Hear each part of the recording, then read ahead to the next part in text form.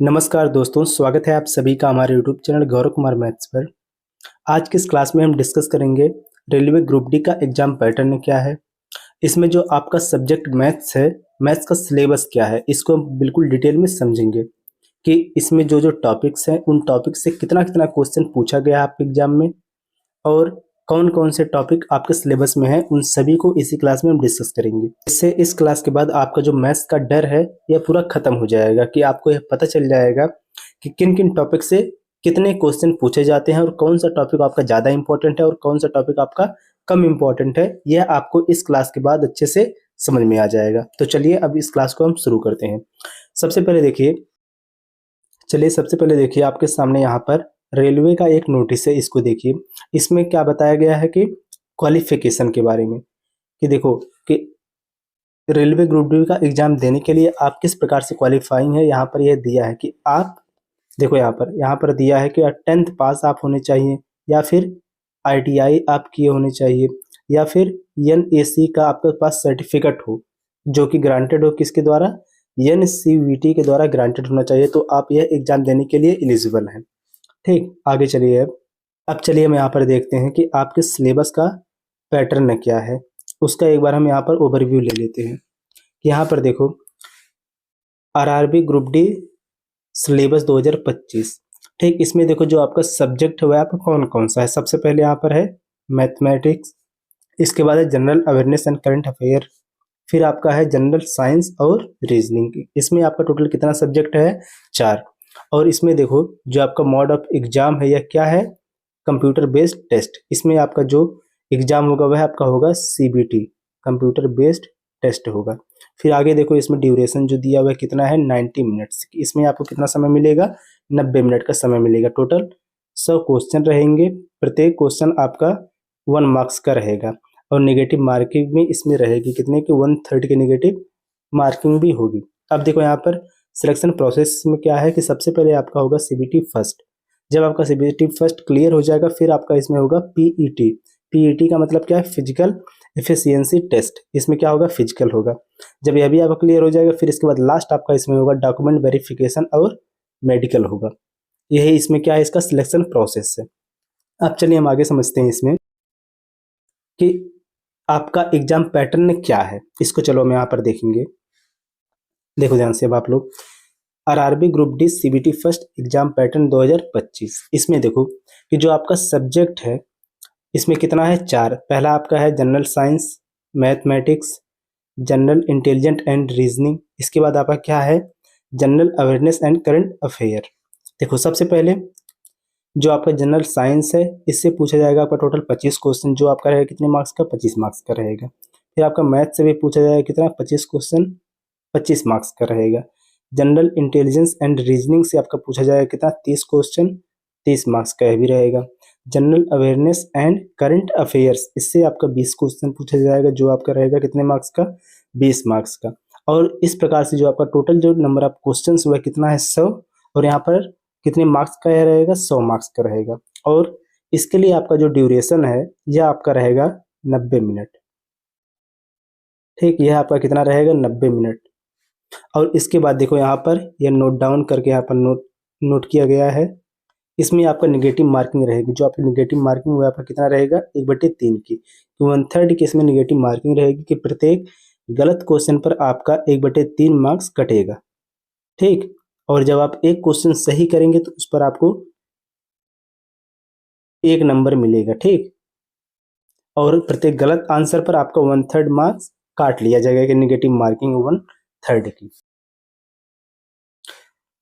अब चलो देखो आप लोग, आपके मैथ्स का सिलेबस क्या है कि इसमें कितना क्वेश्चन पूछा जाएगा, कौन कौन सा इसमें टॉपिक है।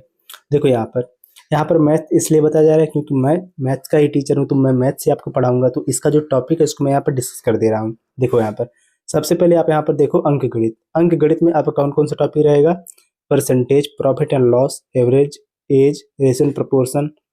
यहाँ पर क्या रहेगा, पार्टनरशिप रहेगा, मिक्सचर एंड एलिगेशन, मिश्रण और मिश्रण इसमें जो दिया यह रहेगा। इसके बाद साधारण ब्याज और चक्रवृद्धि ब्याज, simple interest and compound interest रहेगा। फिर आगे time and work, pipe and system, speed, time and distance, boat and stream. आपका यह टॉपिक किससे है, अरिथमेटिक से है। ठीक। अब देखो यहाँ पर परसेंटेज से आपका टोटल कितना क्वेश्चन पूछा जाएगा, एक क्वेश्चन लगभग। देखो इसमें एक क्वेश्चन परसेंटेज से जरूर पूछा जाएगा। अब इसके बाद जो आपका प्रॉफिट एंड लॉस है, इससे आपका 2 से 3 क्वेश्चन आपके एग्जाम में देखने के हमेशा मिलता है। तो यह आपका जो टॉपिक है यह बहुत ही इंपॉर्टेंट टॉपिक है। ठीक। अब देखो आगे कि यहाँ पर जो आपका औसत है, औसत से एक क्वेश्चन आपके एग्जाम में जरूर पूछा जाता है। आयु से भी आपके एग्जाम में एक क्वेश्चन। रेशियो एंड प्रोपोर्शन के आपसे आपके एग्जाम में कितना क्वेश्चन, 2 क्वेश्चन पूछा जाता है। ठीक। ये आपका यहाँ पर जो बताया जा रहा है आपका एवरेज में बताया जा रहा है कि एवरेज लगभग इससे 2 से 3 क्वेश्चन हमेशा आपके किसी ना किसी शिफ्ट में जरूर से देखने को मिलता है। तो यह इसमें जो बताया जा रहा है यह आपका एक एवरेज मान के ही बताया गया है कि आपका जो पिछला जो एग्जाम हुआ था तो उसमें सभी शिफ्टों को मिलाकर जो क्वेश्चन पूछा गया उन्हीं का एक एवरेज यहाँ पर बताया जा रहा है कि किन किन टॉपिक से कितना क्वेश्चन पूछा गया है। देखो यहाँ पर इसके बाद साझेदारी से भी आपका एक क्वेश्चन पूछा गया है। मिक्सचर एलिगेशन से भी आपका एक क्वेश्चन जरूर ही देखने को मिलेगा। सिंपल एंड कंपाउंड इंटरेस्ट से आपका 1 से 2 क्वेश्चन देखने को मिल सकता है। आगे जो आपका टाइम एंड वर्क है ये आपका इंपॉर्टेंट टॉपिक, क्योंकि इससे आपका 1 से 2 क्वेश्चन, और पाइप एंड सिस्टम जो टॉपिक है यही टाइम एंड वर्क का ही एक पार्ट होता है, तो इससे भी एक क्वेश्चन। इसका मतलब इन दोनों से मिलाकर लगभग आपका 2 से 3 क्वेश्चन जरूर एग्जाम में मिलता है। तो यह आपका टॉपिक जो यह भी इम्पोर्टेंट है। इसके बाद टाइम, स्पीड एंड डिस्टेंस, इससे आपका 2 क्वेश्चन जरूर पूछा जाता है। और इसी का एक पार्ट आपका यह है कि नाव और धारा की, बोट एंड स्टीम, इससे आपका एक क्वेश्चन देखने को मिलता है। तो इन दोनों को मिलाकर लगभग आपका 2 से 3 क्वेश्चन आपके एग्जाम में जरूर देखने को मिलेगा। ठीक। तो यह सब आपका टॉपिक जो बहुत ही इंपॉर्टेंट है। अब चलो सबसे पहले यहीं पर आप यह भी देख लो कि आपका कौन सा टॉपिक कवर हो चुका है अरिथमेटिक में। जो इसमें दिया है पहला वाला परसेंटेज, यह आपका टॉपिक पूरा कवर हो चुका है। और नया जो टॉपिक अभी आपका स्टार्ट होने वाला हुआ है आपका है रेशियो एंड प्रोपोर्शन। ठीक। अब चलो हम आगे देखते हैं जो आपका एडवांस में जो टॉपिक आपके सिलेबस में उनको पहले यहाँ पर हम देख लेते हैं, फिर आगे हम चलेंगे। देखो आगे यहाँ पर देखो अब कि जो आपका एडवांस का जो टॉपिक है वह कौन कौन सा है। सबसे पहले देखो इसमें है नंबर सिस्टम, फिर इसके बाद एलसीएम एंड एचसीएफ, फिर simplification, algebra, trigonometry, geometry, mensuration, इसमें आपका 2D और 3D दोनों है। इसके बाद आपका है सांख्यिकी और डेटा व्याख्या करके दिया, जो कि आपका होता है डीआई, डाटा इंटरप्रिटेशन आपका होता है। इनसे देखो कितना कितना क्वेश्चन आपके एग्जाम में पूछा गया है। सबसे पहले नंबर सिस्टम से आपका कम से कम 1 से 2 क्वेश्चन छोड़ो, इसमें आप मान के चलना कि 2 क्वेश्चन जरूर आपके एग्जाम में पूछा ही जाएगा नंबर सिस्टम से आपका। इसके बाद जो आपका एलसीएम और एचसीएफ टॉपिक है, इससे आपका 1 से 2 क्वेश्चन हमेशा देखने को मिलता है। किसी ना किसी शिफ्ट में तो जरूर से 1 से 2 क्वेश्चन जरूर देखने को मिला है। और जो आपका सिंप्लीफिकेशन है अभी आपका इंपॉर्टेंट है, क्योंकि इससे भी आपका 1 से 2 क्वेश्चन हमेशा पूछा जाता है।